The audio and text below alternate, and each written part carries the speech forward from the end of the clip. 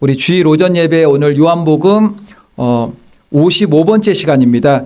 제목은 진리의 성령이 오시면이에요. 진리의 성령이 오시면 이란 제목으로 우리 하나님 말씀 전하도록 하겠습니다.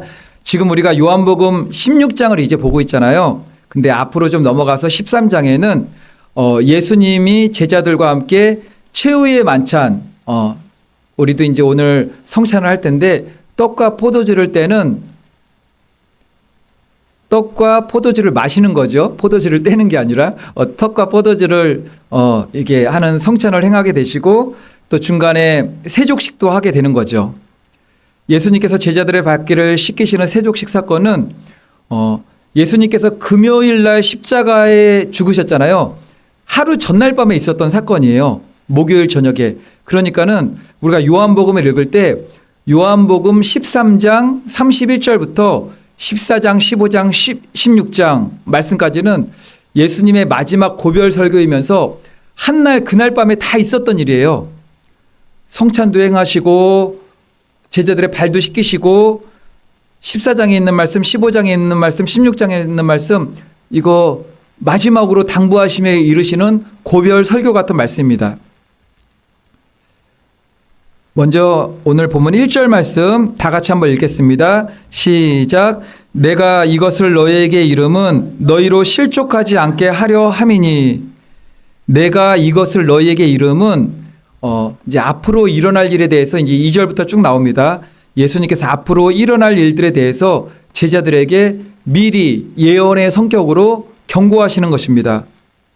그러면 예수님께서 왜 앞에 일어날 일들을 제자들에게 경고하시겠습니까? 이거예요. 경고의 나팔이에요. 빰빠라밤. 나팔이 울리면은 무슨 행동을 해야 되는 것들이 있잖아요.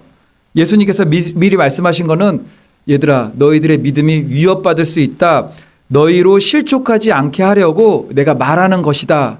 라고 했는데도 불구하고 이제 뒤에 넘어가는 사건 보면은 다 실족하게 되는 거죠. 예수님께서 말씀하셨는데도 불구하고 왜 실족했죠?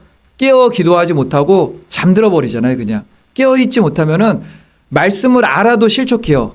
우리가 마지막 때를 예비한다고 그러잖아요. 사람들이 뭐 휴거 이야기도 하고 뭐 절기 이야기도 하고 뭐 다 알아요. 알고 경고의 나팔을 불어도 깨어있지 못하면은 실족합니다. 조금 있으면 예수님께서 겟세마네 동산으로 가셔서 땀이 핏방울같이 변하도록 간절히 기도할 것입니다. 잠시 후면 또 가룟 유다가 예수님을 팔아넘기려고 대제사장, 장로들 그리고 칼과 몽치를 든 아주 큰 무리들과 함께 오게 됩니다. 근데 제자들은 그걸 아직 모르잖아요. 모르고 아직까지 헛된 기대에 사로잡혀 있어요. 이 헛된 기대가 무엇인지 우리 성도님들도 아시겠지만 제가 다시 한번 말씀을 드리면은 그 얘기를 하면은 아직도 저러냐 이런 탄식이 나올 수밖에 없는 거예요. 그 헛된 기대가 무엇인지 아시겠습니까? 아직까지 우리들 중 누가 가장 큰 자가 될 수 있겠는가? 너가 크냐 내가 크냐? 예수님 왕이 이루실 때 오른편에 왼편에 누가 앉을 것인가? 이 이야기를 하고 있는 거예요. 가슴을 막 칠 수밖에 없는 거죠. 예수님께서 경고하시고 이제 실족할 수 있으니 너희들 조심해라 그 말하고 있는데 아예 준비를 못하고 있는 거죠. 왜입니까? 깨어나지 못하니까는 그리고 말씀을 깨닫지를 못하니까. 지금 예수님께서 곧 있을 일을 경고하시는 것은 제자들을 낙심케 하려고 그러는 게 아니죠. 앞으로 닥칠 일에 대해서 실족하지 않게 아주 붙들어 주시는 그런 말씀을 주시는 겁니다. 이제 6월절 만찬과 세족식부터 오늘 본문 16장까지는 그 목요일 날, 한날, 그날 밤에 다 있었던 사건과 말씀들이에요. 요한복음 13장 1절도 그러한데 제가 읽어보겠습니다. 6월절 전에 예수께서 자기가 세상을 떠나 아버지께로 돌아가실 때가 이른 줄 아시고 세상에 있는 자기 사람들을 사랑하시되 끝까지 사랑하시니라. 세상에 있는 예수님은 가시잖아요. 세상에 있는 자기 사람들을 사랑하시되 끝까지 사랑하시니라. 예수님께서 끝까지 어떠한 방법으로 오늘 말씀 사랑하고 계시죠? 너희들이 실족할 수 있으니까는 계속 말씀을 전해 주시는 거죠. 하나님 말씀을. 이 말씀을 저 자신에게 또 우리 오직 예수 교회에게 적용할 때 우리 오직 예수 교회와 성도님들을 끝까지 사랑하는 길과 목회자로서 방법이 무엇이겠습니까? 말씀 맡은 자잖아요. 저의 생명을 다하고 사명을 다하는 그날까지 교회와 성도님들께 예수 그리스도의 하나님 나라에 이르게 되는 바른 복음을 전하는 것, 그게 가장 우선시 되어야 되는 거죠. 그래서 결국 하나님께서 저에게 목양이라는 사명을 주셨을 때 양떼들을 하나님 나라 천국에 들어가게 하시는 것, 들어가게 하는 것, 이를 위하여 하나님 나라의 복음을 바르게 전하는 것, 이게 가장 큰 사명이라는 거죠. 예수님께서 이제 베드로에게 목양의 사명을 맡기시면서 말씀하신 게 있으세요. 처음에는 뭐라 그러셨죠? 내 어린 양을 먹이라. 두 번째는 내 양을 치라. 세 번째는 다시 내 양을 먹이라. 이게 그냥 읽으면은 이게 다 아시는 것 같은데 미세한 차이가 좀 있습니다. 목양 사명을 감당할 목회자가 반드시 바르게 감당해야 될 가장 중요한 사명은 주께서 맡겨주신 양들에게 어떻게 하라고 그랬죠? 먹이라, 치라, 먹이라 그러잖아요. 진리의 말씀, 하나님의 꼴을 먹이는 겁니다. 첫 번째 먹이라, 두 번째 치라, 세 번째 다시 먹이라 그랬어요. 근데 이게 킹제임스 성경 보면은 우리가 보는 성경에는 먹이라, 치라, 먹이라거든요. 킹제임스 성경 보면은 먹이라, 먹이라, 먹이라예요. 근데 어떻게 해석해도 이거는 다 맞는 말씀이에요. 근데 처음에는 어떤 양에게 먹이라고 하셨는지 아십니까? 제가 문제 낼 테니까 이게 맞나 틀리나 말씀에 제가 막을 테니까는 내 양을 먹이라. 맞으면 O, 틀리면 X. 내 양을 먹이라. O, 우리 사모님 O. 또 내 양을 먹이라. 이게 맞으면 O, 틀리면 X. 맞습니까? 틀립니까? O, 다 내 양을 먹이라. 맞습니까? 땡, 틀렸습니다. 틀렸어요. 틀리니까 제가 문제를 낸 거죠. 두 번째, 세 번째는 내 양을 치라, 내 양을 먹이라. 이게 맞는데 첫 번째도 그렇게 했던 것 같죠? 아니에요. 내 어린 양을 먹이라요. 처음에 내 어린 양을 먹이라. 그럼 왜 처음에는 어린 양이라고 하셨을까요? 아시겠죠? 처음 믿음 생활 시작해서 하나님 말씀을 먹이 시작한 양이기 때문에 그래요. 어린 양이에요. 완전히 새끼 양이에요. 사람으로 치면 뭐죠? 갓난아기예요. 갓난아기. 이빨만 앞니빨만 좀 나기 시작해도 갓난아기이긴 하지만 좀 큰 갓난아기잖아요. 요즘에 갓난아기들 보신 적 있으십니까? 저는 아파트 그래도 사람 모이는 아파트 가니까는 갓난아기들 봐요. 한 달 안 된 애들 봐요. 막 너무 이뻐요. 그냥 엄마가 안고 있으면은 철퍼덕 이렇게 있잖아요. 철퍼덕 이렇게 엄마 기대고 있어요. 그리고 엄마가 시키는 대로 다 하고 뭐 다 하지는 않죠. 그냥 웃거나 우는 것밖에 못하죠. 뭐 먹으면은 이제 먹는 것만 하고. 완전한 새끼 양, 사람으로 치면은 이제 새로 태어난 거듭남이잖아요. 이 거듭남. 거듭남은 완전한 거듭남이 아닙니다. 우리의 거듭남은 거듭났다고 하면은 그리스도 예수의 사람으로 살기 시작하는 거죠. 갓난 아기와 같고 어린 양 같은 새신자 또는 초보 믿음의 분들에게 어떤 말씀을 먹여야 하느냐? 내 양을 먹이라. 여기서 요한복음 말씀 보면은 이것도 먹이는데 우리는 먹이라 치라 먹이라 이렇게 나오잖아요. 헬라어를 보면은 사용된 단어가 또 달라요. 다. 정말 어린 양, 새신자, 초보 믿는 아주 눈도 안 뜬 아기 같은 이렇게 처음 이제 거듭나서 믿음 생활 출발하는 우리 성도님들에게는 고린도전서 3장 1절로 2절 곧 그리스도 안에서 어린 아이들을 대함과 같이 하노라. 사도 바울 이야기죠. 내가 너희를 젖으로 먹이고 밥으로 아니하였노니 이는 너희가 감당하지 못하였음이거니와 지금도 못하리라. 고린도전서 우리가 수요일날 강의하고 있잖아요. 은사 막 나타나고 뭐 9가지 은사 나타나고 예언 나타나는데 그들의 영적인 실상을 보니까는 젖먹이. 근데 시간이 한참 지났는데도 너희가 감당하지 못하였거니와 지금도 못한대요. 지금도. 그래서 제가 오늘 우리 집사님께서 대표기도 하실 때 오늘 말씀에 대한 게 나오셨네. 단단한 음식, 단단한 식물에 대한 말씀이 나왔어요. 저는 이제 말씀을 준비했으니까는 이게 설교하고 너무 부합되는 기도를 해주셔서 감사하다라는 생각이 들었습니다. 적과 같이 아주 부드럽고 소화 잘 되는 말씀을 먹어야 됩니다. 근데 저는 뭐 우유나 그런 거는 아무거나 잘 먹어도 소화가 되는데 보니까는 우유도 써 있더라고요. 보니까 뭐 소화 잘 되는 우유라고 겉에 써 있더라고요. 보니까는. 그리고 이제 실제로 우유가 좀 소화가 잘 안 되거나 이제 그러시기도 하시고 아이들한테도 뭐 소화 잘 되는 우유 이렇게 마켓 가면 그렇게 써 있더라고요. 그래서 저는 소화 잘 되는 우유를 먹을까요? 소화 안 되는 우유를 먹을까요? 예. 싼 우유를 먹습니다. 싼 우유를. 이제 요즘에는 그런 엄마들 본 적이 거의 없는 것 같은데 예전에는 갓난아이는 아니지만 이빨이 난 지 얼마 안 되면 엄마들이 뭐 씹는 걸 먹이고 싶잖아요. 근데 걱정이 되니까 어떡하죠? 자기가 먼저 오물오물 씹다가 이렇게 주잖아요. 아이 입속에 딱 넣어줘요. 예전엔 그랬죠. 요즘 엄마들은 안 그러죠. 근데 요즘 엄마들은 안 그러는데 요즘 할머니들이 그래요. 그래서 그걸 걸리면은 아주 안 됩니다. 그래요. 어쨌든 아이가 먹고 소화가 안 돼서 걸릴까봐 최대한 부드럽게 해서 입에 그 양식을 넣어주는 거죠. 어쨌든 갓난아이라도 다 같은 갓난아이가 아닙니다. 젖만 겨우 먹는 아이가 있죠. 젖만 겨우 물리면은 눈도 못 뜨고 이게 먹는 아이가 있어요. 너무 어려가지고 엄마 아빠도 못해요. 엄마 아빠. 울어도 좀 큰 애들이 울면 어떻게 하죠? 막 엉덩이 때리면서 조용히 해! 막 하잖아요.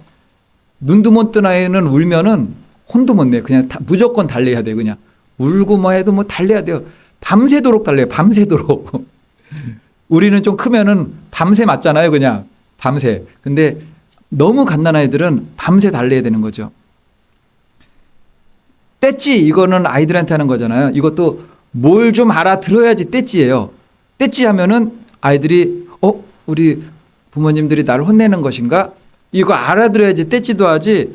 너무 갓난아이는 무조건적인 사랑을 베풀어야 되는 거죠. 처음 내 어린 양을 먹이라 할 때의 성도의 믿음 수준, 먹어야 하는 말씀 수준이 이러하다라는 거예요. 내 어린 양을 먹이라. 그래서 우리 성도님들 믿음을 처음 갖기 시작한 정말 완전 초보 신자, 완전 불신자에서 교회가 뭐예요? 성경이 하나님 말 이렇게 시작하는 성도들에게는 갓난아이인 거예요. 갓난아이. 그래서 아주 초보적인 말씀으로 인도해야 되는 거죠. 두 번째는 내 어린 양을 먹이라가 아닙니다. 여기서는 내 양을 치라 나왔고 킹제임스 성경에서는 내 어린 양을 먹이라 내 양을 치라 내 양을 먹이라 나왔어요.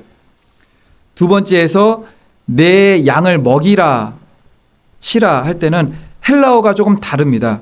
어떤 차이가 있냐면은 두 번째 내 양을 치라고 할 때는 헬라어 원어로 포이마이노예요.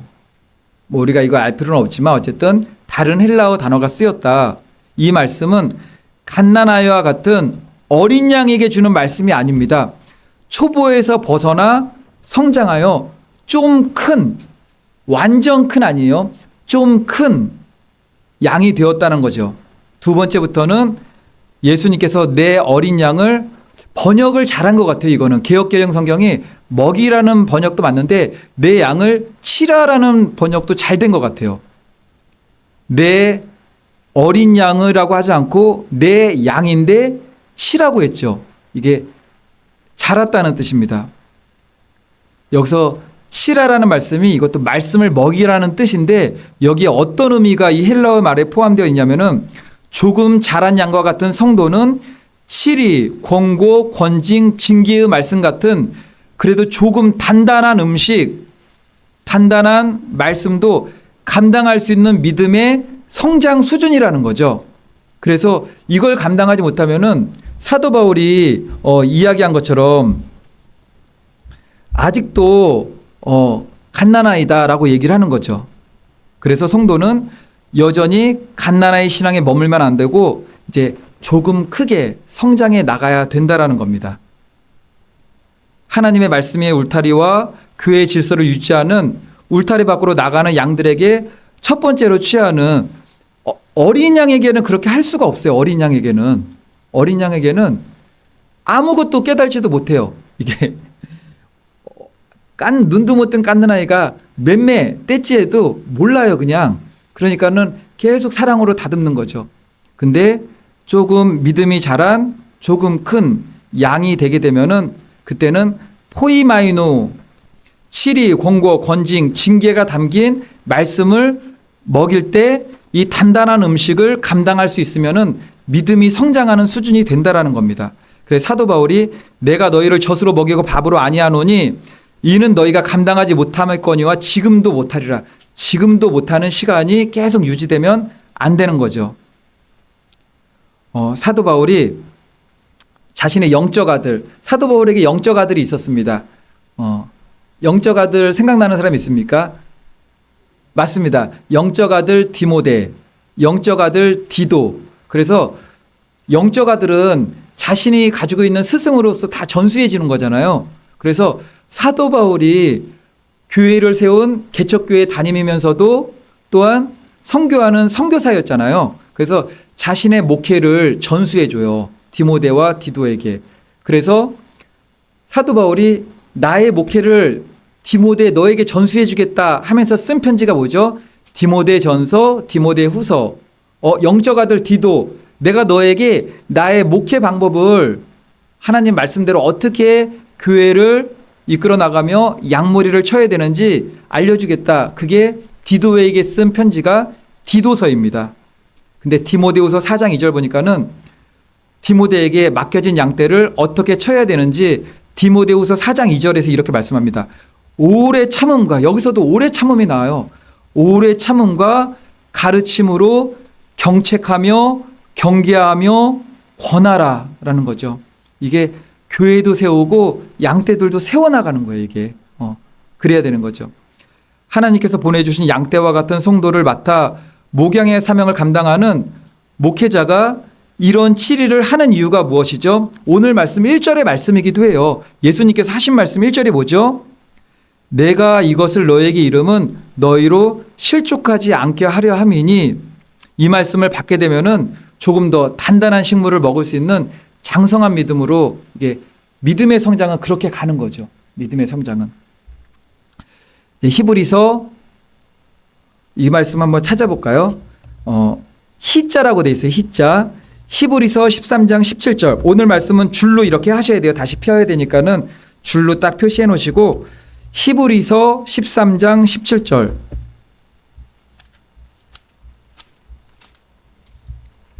히브리서 13장 17절. 네, 다 찾으셨습니까? 히브리서 13장 17절. 너희를 인도하는, 맞습니까? 네, 다 같이 읽겠습니다. 시작. 너희를 인도하는 자들에게 순종하고 복종하라. 그들은 너희 영혼을 위하여 경성하기를 자신들이 청상할 자인 것 같이 하느니라. 그들로 하여금 즐거움으로 이것을 하게 하고 근심으로 하게 하지 말라. 그렇지 않으면 너희에게 유익이 없느니라. 바라기는 우리 오직 예수교회 성도님들 모두가 젖으로만 아니하고 이제는 밥도 소화하고 이제 유아식 먹고 나면 이제 밥 먹이잖아요. 마지막 최고의 단계는 뭐죠? 고기. 고기. 질긴 고기. 이게 말씀으로 비유하면은 더 나아가 이렇게 단단한 음식도 아멘으로 순종하고 실천할 수 있는 장성한 믿음의 분량에까지 성숙하며 성장해가는 우리 오직 예수교회 성도님들 되시기를 예수님의 이름으로 축원을 드리겠습니다. 그리고 요한복음 16장으로 다시 돌아가셔야 돼요. 다 돌아가셨나요? 2절과 3절 말씀 다 같이 읽겠습니다. 제가 2절은 제가 읽고 3절은 우리 성도님들 읽습니다. 2절 읽습니다. 사람들이 너희를 출교할 뿐 아니라 때가 이르면 물은 너희를 죽이는 자가 생각하기를 이것이 하나님을 섬기는 일이라 하리라.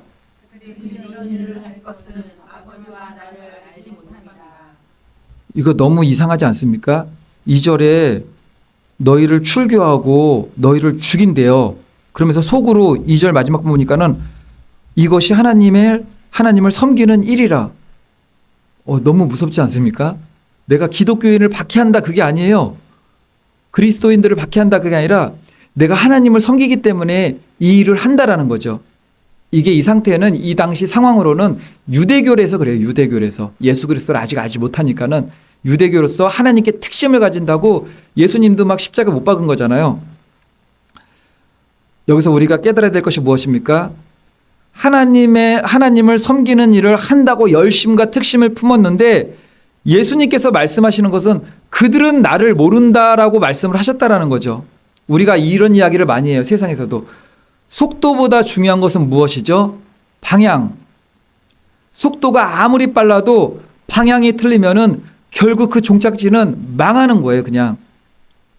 지금은 이제 내비게이션이 정말 중요하죠. 중요하고 이제 휴대폰에도 스마트폰에 내비게이션이 잘 깔려요. 저도 차에 내비게이션이 달려 있지만 차에 있는 내비는 안 봐요.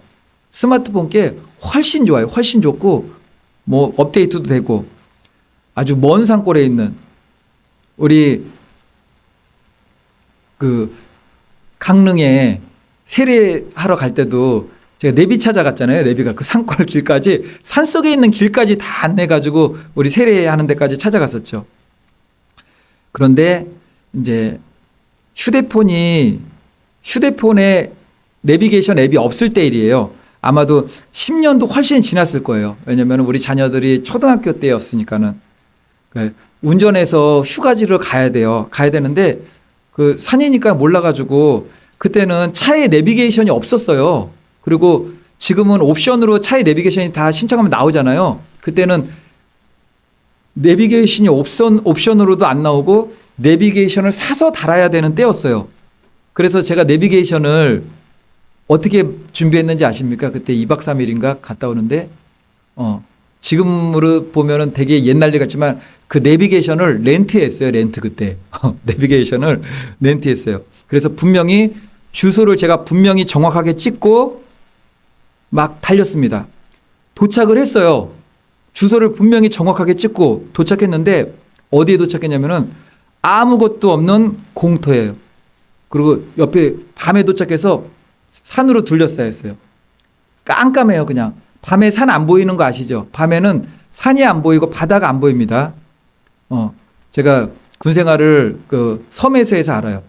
소청도라는 섬에서 했는데 밤에 불이 다 꺼져요. 다 꺼지면은 하늘하고 바다하고 경계선이 없어요. 경계선이. 그 산에도 깊은 산골 가가지고 이게 불이 없으면은 그냥 칠흑같이 깜깜하죠. 깜깜한데 저 멀리서 아주 저 멀리서 불빛이 보이는데 거기가 우리가 도착할 숙소인 거예요. 보니까는. 그러니까는 산과 산 사이에 아주 먼 거리는 아니지만 동산같이 가려져 있었고 거기에 숙소가 있어요. 다시 이제 숙소로 그때는 내비게이션이 인도를 안 하니까는 이제 대략 감으로 막 가죠. 보니까는 갈림길에서 내비게이션이 잘못 인도했던 거예요. 보니까는. 지금도 그러더라고요. 주소를 입력했는데 그 주소 번지가 정문일 수도 있고 후문일 수도 있잖아요. 그러니까 지금 저희 집도 주소를 입력하면은 집 앞으로 안 오고 뒤 건물로 인도할 때가 있더라고요. 어쨌든 내비게이션을 잘못 따라가면은 그때는 뭐 이런 농담도 있어요. 내비게이션 그 잘못 따라가면 너네 벼랑 끝으로 갈 수도 있어. 뭐 그런 얘기도 어쨌든 있었던 때였어요. 그런데 우리의 신앙도 이와 같다라는 겁니다. 속도보다 중요한 것이 방향인 거죠. 방향. 우리가 가야 하는 길은 빠른 길이 아니에요. 바른 길이에요. 방향이 틀리면은 우리의 열심은 재앙이 됩니다. 재앙이. 잘못된 길을 열심히 자동차 엑셀을 막 밟았어요. 우리는 모르고 밟을 때 브레이크를 누가 밟아주죠? 하나님께서 밟아주시는 거예요. 그것이 내 삶에 터지는 사건이에요. 사건. 그 길로 가면 안 된다고 사건을 터뜨려 주시는 거죠. 사도 바울이 사울일 때 예수님을 믿는 사람을 잡으려고. 근데 이것이 하나님에 대한 특심이었잖아요. 막 그 특심을 가지고 막 열심을 냈어요. 예수 믿는 사람을 잡으려고. 근데 하나님께서 그 길을 가는 사울의 브레이크를 어디서 밟으셨죠? 다메섹 도상에서 밟으셨던 거예요. 그리고 로마서 10장 2절에서 사도 바울이 이렇게 고백합니다. 내가 증언하노니 그들이 하나님께 열심히 있으나 올바른 지식을 따른 것이 아니니라. 본인이 경험을 했잖아요. 특심을 가지고 그 예수 믿는 사람 그리스도인들 잡으러 갔는데 다메섹 도상에서 부활하신 예수님 만나고 그래서 내가 죄인 중에 괴수라고 내가 복음의 빚진 자라고 평생을 그렇게 내가 죄인 중에 괴수 처음 예수 믿고 회개할 때 했던 말이 아니에요. 그게 내가 죄인 중에 괴수라는 것이 하나님의 신령한 말씀과 은사를 다 경험한 후에도 자신이 하나님 앞에서 그러한 자였다라고 계속 고백을 하는 거죠. 지금으로부터 33년 전 1992년 10월 달 대한민국을 떠들썩하게 했던 휴거소동 아시죠? 휴거소동. 우리 청년들은 그때 안 태어났을지 잘 모르겠지만 진짜 그날 예수님 공중재림 하신다고 날짜가 딱 정해졌어요. 시간하고. 그래가지고 지금도 유튜브 보면 나오더라고요. 다미성교회 예배 시간 막 찍었어요. 카운트 시작했어요. 이제 카운트다운. 그 미혹에 속아서 전 재산 교회에 다 바치고 개개인부터 혹은 온 가족 전체가 정말 크게 아주 오랜 세월 동안 어려움을 당한 적이 그런 일이 있었습니다. 그래서 한동안 그게 여파가 너무 커가지고 정상적인 교회도 우리 기독교의 핵심은 예수 그리스도의 재림도 포함되어 있습니다. 근데 그때는 예수님의 재림의 제자도 못 꺼내던 그런 시절이 있었어요. 왜냐면은 휴거 파동이 너무 커가지고 정상적인 교회들조차 우리 주님 다시 오십니다. 그 얘기를 할 수가 없는 너무나 큰 일이 있었던 거죠. 정말 미혹의 강풍이 한바탕 몰아치고 지나간 때가 있었습니다. 이때 그것을 준비한 사람들은 정말 예수님께 대해서 특심이었잖아요. 그런데 미혹되어서 잘못된 방향으로 죽기 살기로 달렸던 거예요. 지금 길을 걷다 보면은 이제 일반 전도, 우리 같은 교회 일반 전도팀들을 보신 적이 좀 있으십니까? 있기도 하시겠지만 많지 않으실 거예요. 저는 길 가다가 요즘에 신천지를 정말 많이 만나요. 신천지를. 여기서 아마 그 서울대 입구까지 한 번 갔다 오면은 한 번은 만날 거예요. 신천지 많이 만나고요. 제가 만났던 사람. 신천지 하나님의 교회 요즘에 뜸하다 싶었더니 아직도 있어요. 도를 아십니까? 저보고 또 복이 많다고 그러셔가지고 어쨌든 근데 우리 제가 여기 교회 와가지고 노방전도 하시는 다른 교회 분들을 한 번도 본 적이 없어요. 본 적이 없고 저는 이제 봉천역 거기서 하죠. 제가 인터넷으로 좀 보고 좀 자료를 찾아봤더니 저희 교회 중심으로 신천지 교회가 많더라고요. 보니까 신천지 교회가 많고 좀 나가서 오른쪽은 우리 교회인가 거기도 대한예수교 장로회 합동측 간판더라고 했는데 신천지라고 그냥 인터넷에 다 나와 있어요. 그래가지고 야 우리 교회가 포위가 됐네. 근데 우리 교회만 포위가 된 게 아니에요. 포위된 교회들이 굉장히 많아요. 그리고 초창기에도 어떤 남자 청년이 자기 신천지 청년이라고 저한테 전화가 오더니 또 얼마 전에도 신천지 여자 청년이 또 말씀하고 대화 나누고 싶다고 또 전화가 오고 신천지가 아주 극성인 거죠. 바라기는 저와 성도님들 모두 바른 방향이 아니면은 우리의 열심은 잘못하면 멸망에 이를 수가 있어요. 그 신천지 하나님의 교회 그 영혼들 보면 안타까운 거죠. 그들은 바라기는 저와 성도님들 모두 결국 방향이 바르지 못하면은 육신의 인생뿐만 아니라 우리의 영혼도 영원한 멸망에 던져질 수 있다라는 것을 우리가 근심하는 마음으로 이게 기억해야 되는 것입니다. 이제 다음 16장 7절 말씀 보겠습니다. 16장 7절 말씀. 그러나 내가 너희에게 다 같이 읽겠습니다. 시작. 그러나 내가 너희에게 실상을 말하노니 내가 떠나가는 것이 너희에게 유익이라. 내가 떠나가지 아니하면 보혜사가 너희에게로 오시지 아니할 것이요 가면 내가 그를 너희에게로 보내리니. 아멘. 예수님께서 내가 떠나가는 것이 너희에게 유익이라고 말씀하셨습니다. 그렇다면은 예수님께서 어디로 떠나가시게요, 지금? 5절 보면은 지금 내가 나를 보내신 이에게로 가는데라고 그러잖아요. 예, 하나님께로 가는데라고 말씀을 나왔는데 여기서는 가는 길이 지금 두 가지예요. 첫 번째는 5절에 말씀하는 것처럼 하나님 아버지 우편 보좌로 가실 거예요. 근데 그 전에 가실 때가 먼저 있어요. 반드시 가실 때가. 어디로 가셔야 됩니까? 그 전에 예수님께서 십자가 지시는 골고다 언덕 십자가 위로 가셔야 돼요.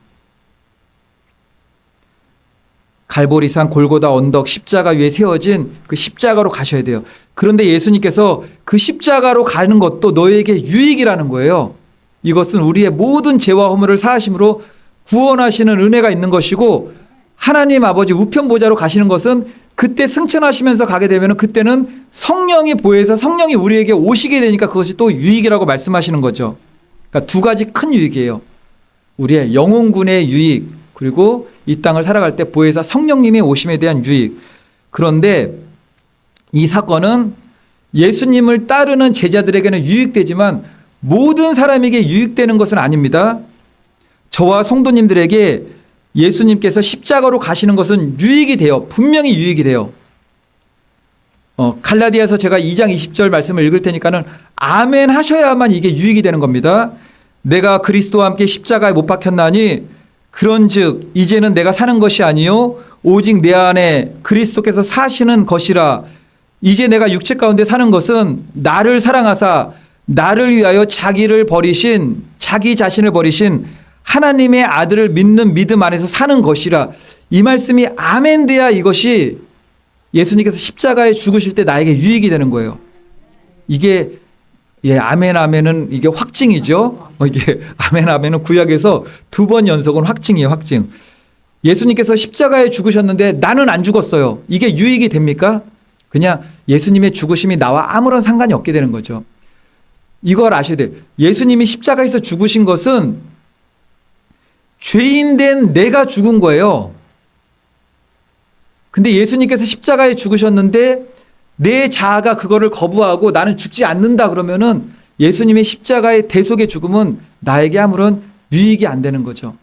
그래서 불신자들에게 예수님의 십자가의 죽음이 유익이 됩니까? 도리어 예수님을 십자가에 두 번 못 박는 일이 돼서 더 큰 재앙이 되는 거죠, 이게. 예수님께서 죽으신 십자가에 나도 죽어야만 너무나 축복되고 복된 유익이 되는 겁니다. 그리고 십자가에 죽으신 예수님께서 부활하셨고 승천하신 다음에 하늘에 계신 하나님 아버지께로 가셨습니다. 이렇게 떠나시고 난 다음에 제자들에게 보내신다는 것이 무엇이었습니까?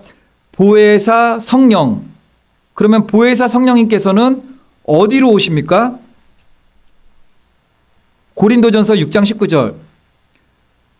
너희 몸은 너희가 하나님께로부터 받은 바 너희 가운데 계신 성령의 전인 줄 알지 못하느냐? 너희는 너희 자신의 것이 아니라. 성령님께서 어디로 오십니까? 성령 받은 자에게로 오십니다. 그게.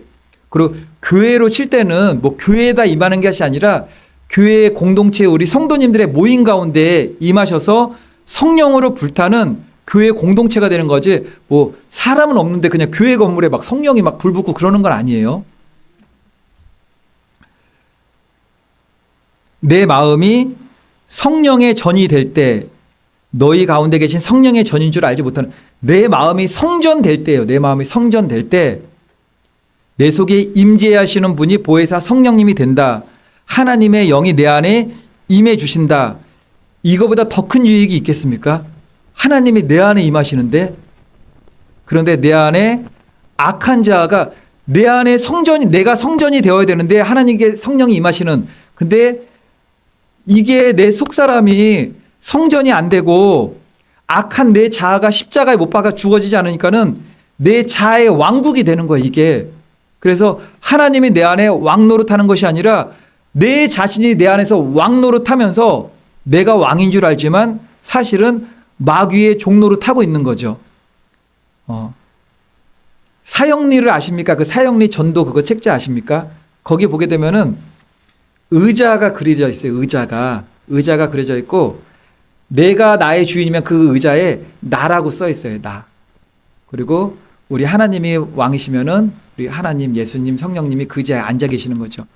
내 이 왕자의 보좌에 우리 예수 그리스도께서 왕이 되셔서 앉아 계시느냐, 내 악한 자가 왕이 되어 있느냐. 근데 그거 내가 왕도 아니에요. 마귀에게 종노릇하고 있는 거예요. 그것도. 다음 8절 말씀 다 함께 읽겠습니다. 8절. 그가 와서 시작. 그가 와서 죄에 대하여 의에 대하여 심판에 대하여 세상을 책망하시리라. 이제 8절 말씀이 이어지는 게 9절, 10절, 11절인데 이거는 그냥 읽으면은 좀 어려운 말씀이 될 수 있는데 간단하게 말하면은 다시 8절. 죄에 대하여 의에 대하여 심판에 대하여 누가 우리에게 일러주시죠? 8절. 그가 와서 성령님이 오셔야만 죄가 죄인지 깨닫게 돼요. 내가 죄인인 것을 깨닫게 하시는 것은 성령님이세요. 우리 스스로의 지식으로는 알 수는 있어요. 알 수는. 그냥 끄덕이는 거죠. 끄덕이는 거. 그냥 내 지적 동의예요. 지적 동의. 근데 이 지적 동의가 회개에 이르게는 하지 못합니다.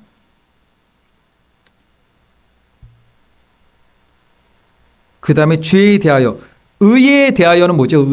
우리가 의롭게 되는 거는 오직 예수 그리스도를 믿음으로 내가 의로운 사람이 아니라 의롭다 칭해 주시는 거예요. 예수 그리스도를 믿음으로 말미암아.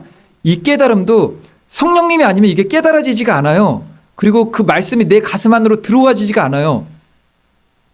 지금 나가셔가지고 이게 누구라도 붙잡고 물어본다고 하면은 교회를 오래 다녔더라도 성령으로 깨닫지 못하는 사람들에게 당신이 의롭게 된 것은 당신이 교회를 열심히 다녀서가 아니라 오직 예수 그리스도의 의로 말미암은 것입니다. 예수 그리스도의 의가 당신에게 전가되어서 당신을 의롭다 칭해 주시는 겁니다. 라고 하면은 이거 못 알아들어요. 우리 성도님들이 이 말씀을 좀 아시겠습니까? 제가 좀 쉬운 건데 어렵게 설명할 수도 있지만 오직 의인은 믿음으로 말미암아 살리라. 내가 의로운 사람이 아니라 예수 그리스도를 믿음으로 예수 그리스도의 대속 사건을 믿고 그 죄에서 깨끗해짐으로 나를 의롭다 칭해 주시는 거예요. 근데 이 복음이 성령으로만 내 안으로 들어올 수 있다라는 거예요, 이게. 그리고 또 한 가지 심판에 대하여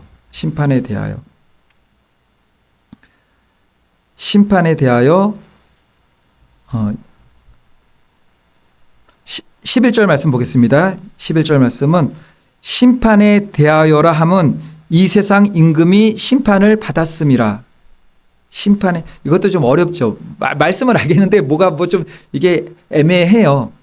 애매하는데 제가 이거는 쉬운 성경이 있어요. 쉬운 성경. 그걸로 보면 좀 이해는 좀 되긴 하는데 이게 말씀이 좀 깊은 말씀이에요.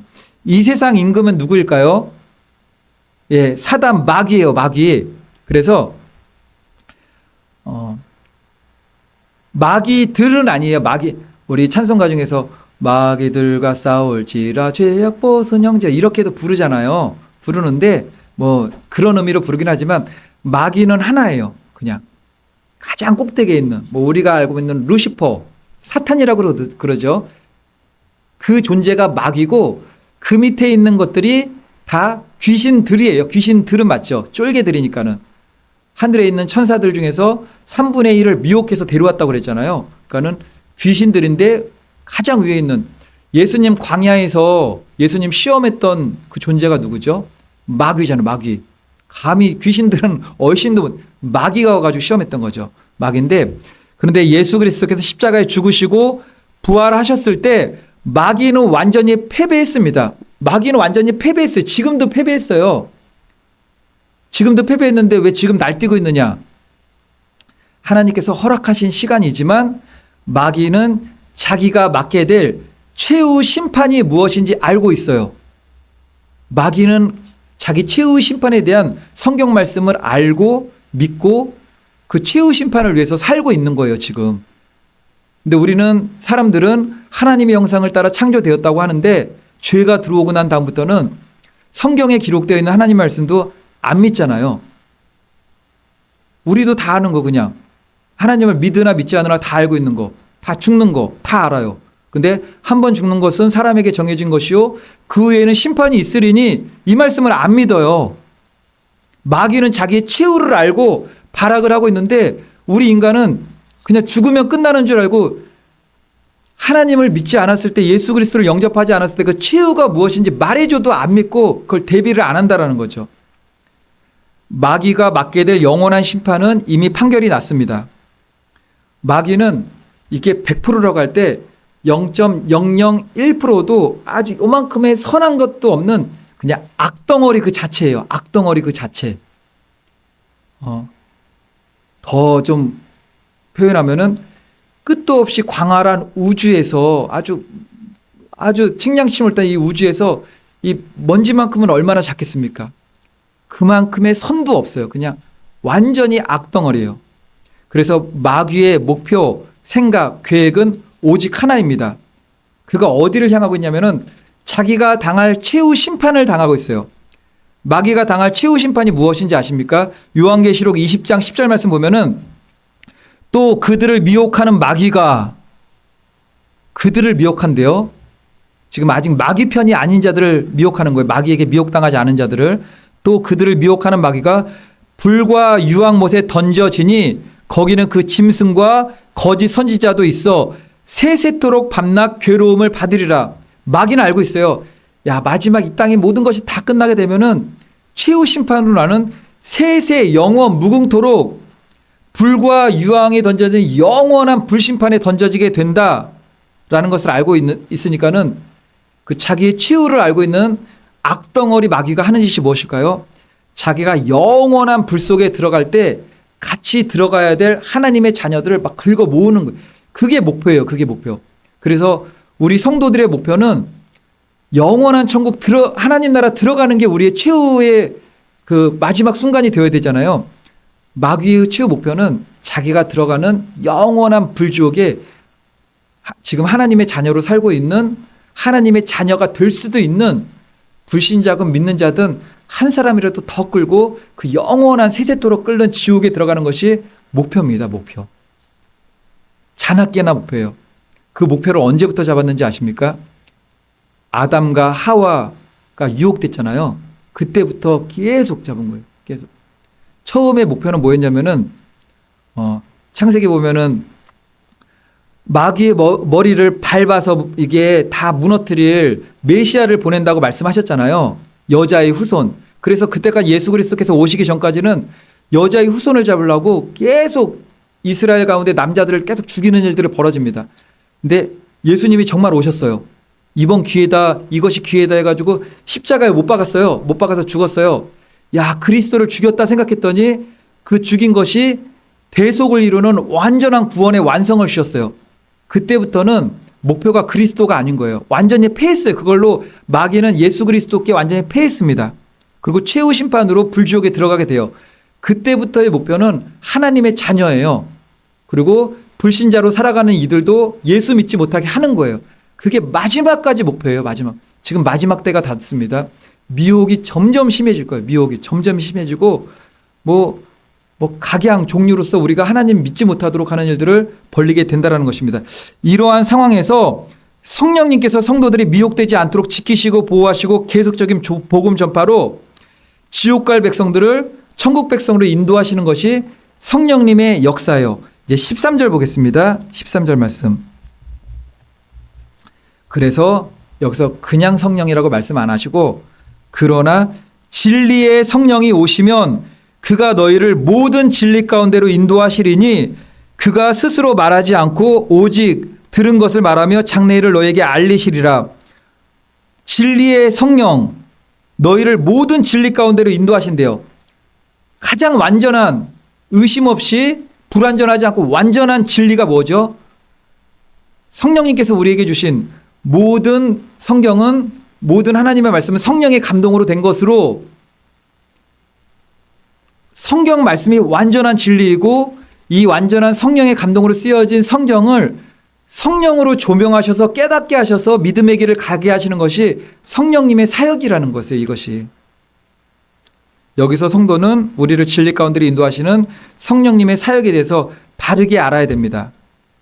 성령님의 사역은 크게 두 종류예요. 하나는 성령님께서 개인의 심령 속에 내주하시고 역사하시는 거예요. 우리들 자신이 성령의 전이라고 그랬잖아요. 성령님이 우리들에게 임하십니다. 그리고 동시에 교회를 통해 성도들, 양떼들, 양무리를 인도하시고 그 믿음을 세워 나가세요.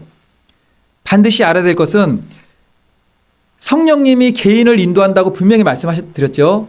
그리고 성령님이 교회의 무리들을 이끌어 나간다고 말씀하셨어요. 성령님은 개인을 이끌어 나가시고 또 교회를 이끌어 나가십니다. 그런데 이 둘 중에 어느 한쪽으로 치우치게 되면은 반드시 나쁜 열매를 맺을 수밖에 없어요. 그런데 유독 이 시대는 어느 한편으로 치우쳐 신앙생활에 어려움을 겪는 분들이 많죠. 개인이 성령의 인도를 받는다고 나홀로 믿음 생활하시는 분들이 많으세요. 그리고 교회에 완전히 속해가지고 그냥 성령의 인도가 아니에요. 교회가 시키는 대로만 하면 안 돼요. 이거는 또 이게 내 개인에게 조명해 주시는 성령의 인도하심과 진리로 이끄시는 성령님의 인도하심과 교회를 통해서 이끄시는 것이 조화를 이루어 나가야 됩니다. 조화를. 요즘 시대에는 이런 분들이 많이 생겨나셨어요. 교회의 불의한 모습을 보고서 교회에서 나오게 되신 분들이 많이 계시잖아요. 정치적인 것 때문에 본인하고는 안 맞아가지고 나오신 분들도 계시고요. WCC, WA, NCCK 같은 종교 다원화를 배척하지 않는 교회 문제로 나오시는 분들도 계세요. 그런데 문제는 이분들이 바르게 믿음의 길을 가는 교회를 찾지 못하고 처음에는 내가 결단하고 뜨겁게 믿음 생활을 하다가 시간이 흐를수록 이 뜨거움과 하나님을 향한 바라봄이 점점 흐려진다는 거죠. 이 시대는 유튜브 시대이기 때문에 언제든지 내가 원하는 목사님의 설교, 내가 원하는 취향의 설교를 다 들을 수가 있어요. 그래서 코로나를 지나면서 그전에는 안 그랬어요. 그전에도 유튜브 설교 있었습니다. 그전에도, 코로나 전에도. 그리고 교회마다 인터넷 사이트가 있어가지고 목사님 설교들을 올리잖아요. 그러니까 들었어요. 그렇지만 코로나가 있기 전에는 나 예배 안 가고 그냥 집에서 예배 드릴래, 이런 문화는 없었어요. 이런 문화는. 정말 아프거나 못 나오시는 분들이, 피치 못할 사정에서 교회를 못 나가시는 분들이 그걸 이용했지, 나는 그냥 교회에서 예배 드리고 은혜 받고 그러지는 않았습니다. 그러지 않았어요. 근데 코로나 이후 시대, 코로나와 더불어서 지금에는 이제 그런 분들이 많이 있어지게 됐죠. 개인의 성령의 인도함만으로 치우쳐서도 안 되고 교회에만 속해가지고 치우쳐서도 안 돼요. 이게 같이 가는 겁니다. 항상 같이 가는 거예요. 그렇게 신앙생활이 나홀로 계속되게 되면은 어떤 어려움이 생기느냐, 바른 복음으로 성도들을 양육하는 교회와 영적 지도자로부터 개인의 믿음에 대해서 돌봄, 교훈, 권면, 권고, 교제, 그리고 요한복음에 나오는 내 양을 먹이라, 내 양을 치라, 내 양을 먹이라, 이런 돌봄을 전혀 이게 하나님의 은혜 가운데 얻지를 못하게 되는 겁니다.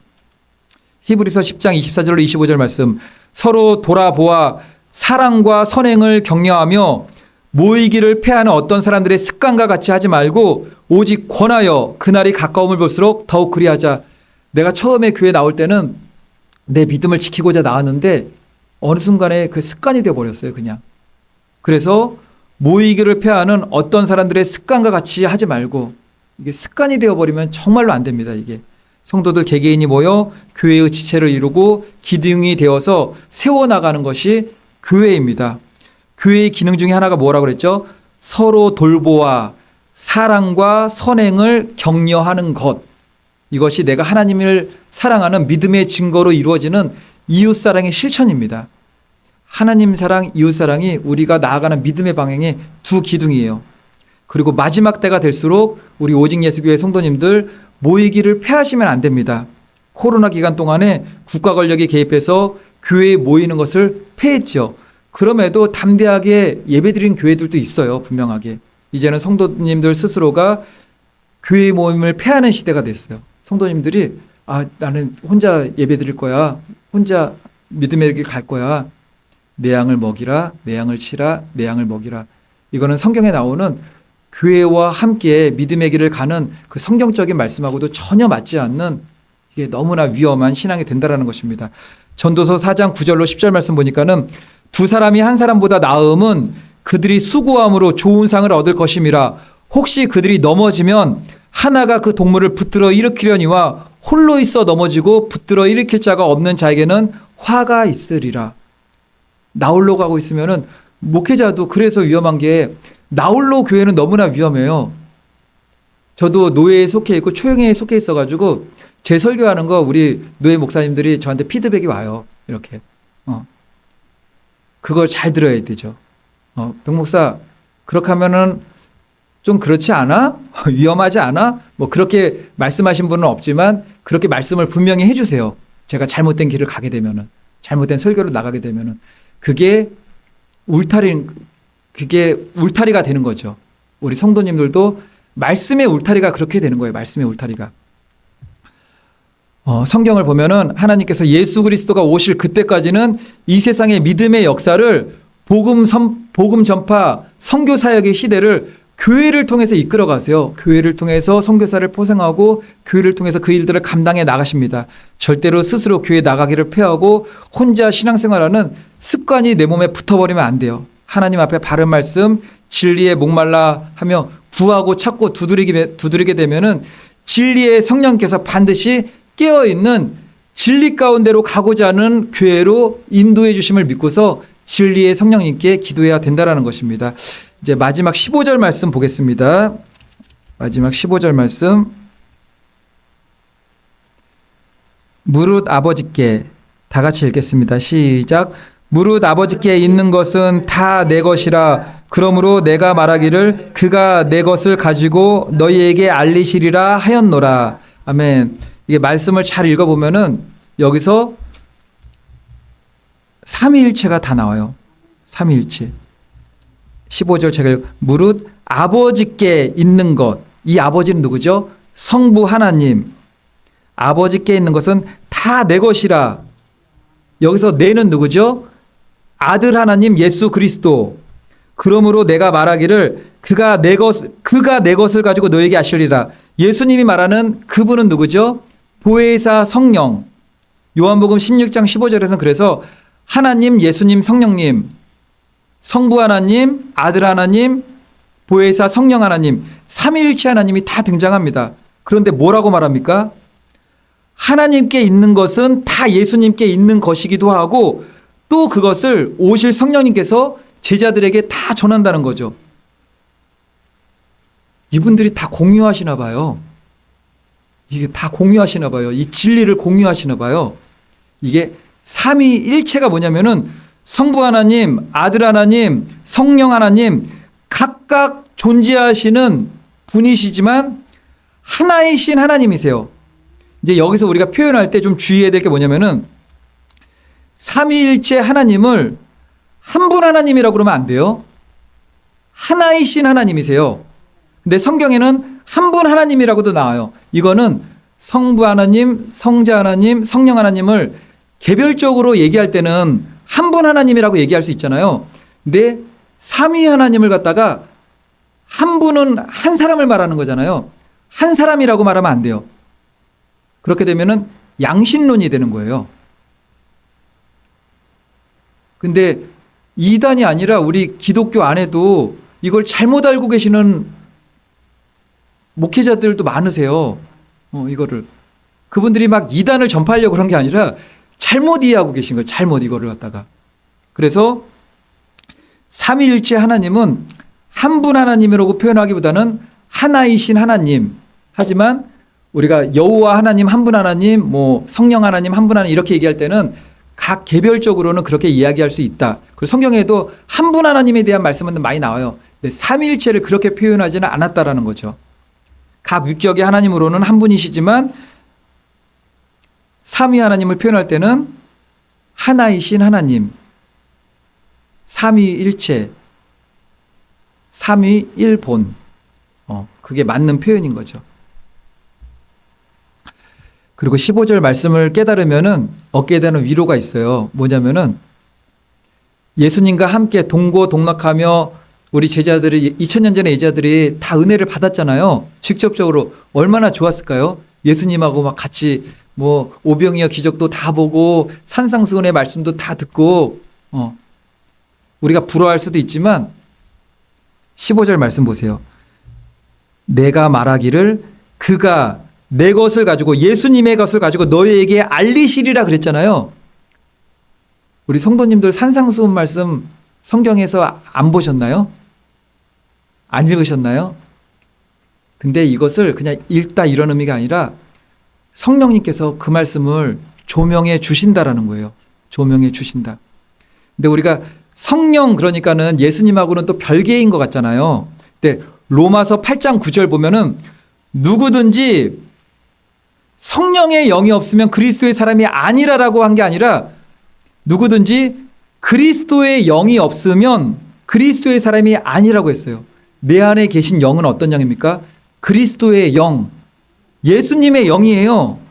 그래서 사도행전 16장 6절로 7절 보면은 사도 바울이 제2차 선교여행을 갑니다. 선교여행 가는데 여기를 선교해야지 그러고 막 가는 방향이 있잖아요.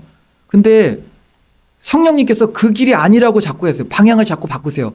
근데 그 말씀을 성경은 어떻게 말씀하냐면은 성령이 아시아에서 말씀을 전하게 못하게 하시거늘 성령님이 전하지 못하게 하실 거죠. 그들이 부르기아와 갈라디아 땅으로 다녀가 무시아 앞에 이르러 비두니아로 가고자 애쓰되 그쪽으로도 가고자 애쓰는데 누가 허락지 않았을까요? 여기서 성령님이 허락지 않았는데 여기서 성경은 예수의 영이 허락하지 아니하였다라 그래요. 이거는 신비죠. 신비. 신비. 사도 바울의 선교 방향을 누가 인도하셨다는 것입니까? 예수의 영. 지금 우리 안에 내주하시는 그 성령님이 또한 그리스도의 영, 예수의 영이십니다. 우리가 그리스도의 그 말씀의 깊이와 성령의 깊은 내주 안으로 들어가서 그 성령의 조명을 받아서 예를 들어서 산상수훈의 말씀을 듣게 되면은 그 2000년 전 그 산에서 예수님이 산상수훈의 말씀을 주옥과 같은 말씀을 전할 때 백성들이 다 은혜 받았잖아요. 무리들이. 동일하게 우리가 은혜 받는 것이 예수의 영께서 그 산상수훈의 말씀이나 복음서의 말씀을 풀어주시기 때문에 그래요. 그래서 그때 제자들이 느끼고 깨달았던 것이 그대로 이렇게 임하게 되는 겁니다. 저와 성도님들 안에 내주 임재하신 분이 누구입니까? 보혜사 성령님이시고 또한 그리스도 예수의 영이십니다. 이것이 삼위일체의 신비죠. 이게 삼위일체의 신비. 말씀을 정리하겠습니다. 진리의 성령이 오시면 이란 말씀으로 우리 하나님 말씀 전했습니다. 성도님들 모두 하나님 말씀 굳게 붙들고 실족하지 않는 믿음이 가장 복된 믿음입니다. 속도보다 중요한 거는 방향이죠. 속도보다 100배, 1000배 중요한 거는 바른 방향으로 가는 거예요. 바른 방향으로. 성도님들 모두 내 안에 내주 임재하시는 진리로 이끄시는 보혜사 성령님 그리스도 예수의 영의 인도를 받아서 미혹의 시대에 모이기를 패하는 그런 습관을 따라가지 말고 성도가 흩어질 때는 언제 흩어져야 되죠? 예전에 뭐 여성교회 같은 데서 막 구호로 막 외치고 그랬잖아요. 모이면 기도하고 흩어지면 전도하자 그거예요. 모이면 기도하고 흩어지면 전도하자. 주여 삼창하고 나갑시다. 주여 주여 주여 전도하러 나가자 막 그런 거잖아요. 우리가 흩어질 때는 전도할 때, 흩어질 때는 세상의 빛과 소금으로 나아갈 때. 이 시간 우리 찬양하고 기도하겠습니다.